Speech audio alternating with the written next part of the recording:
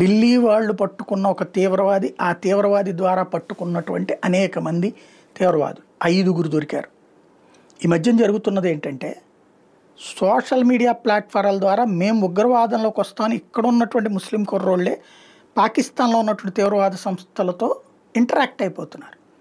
వాళ్ళ ద్వారా online debates లేకపోతే ఫోన్ కాన్ఫరెన్స్ల ద్వారా మాట్లాడుకోవడం ద్వారా మోటివేషన్ పెంచేసుకుంటున్నారు.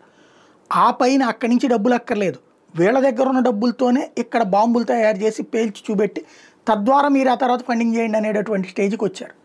ఇట్లాంటి శక్తులు మన మధ్యలో ఉన్నటువంటి చీడపురుగులు, సామాజిక చీడపురుగులు, దేశద్రోహులు, ఈ దేశం నాశనం కోరుకునేటటువంటి వాళ్ళు, మతరాజ్యాలు కావాలని కోరుకునేటటువంటి వాళ్ళు, మతరాజ్యం కోసం ఈ దేశాన్ని నాశనం చేయాలని కోరుకునేటటువంటి వాళ్ళు, తమ వ్యక్తిగతమైనటువంటి కక్షల్ని కోపాలని మతానికి అన్వయించుకుంటూ ఈ దేశంలో మీదన దాడులు చేయాలనుకుంటున్నటువంటి వాళ్ళ సంఖ్య పెరుగుతోంది. ఢిల్లీ పోలీసులు తాజాగా అరెస్ట్ చేసినటువంటి 5 మంది గజ తీవ్రవాదులు కాదు, కానీ వీళ్ళందరూ తీవ్రవాద యాక్టివిటీ నడపడానికి సిద్ధపడ్డటువంటి వాళ్ళు.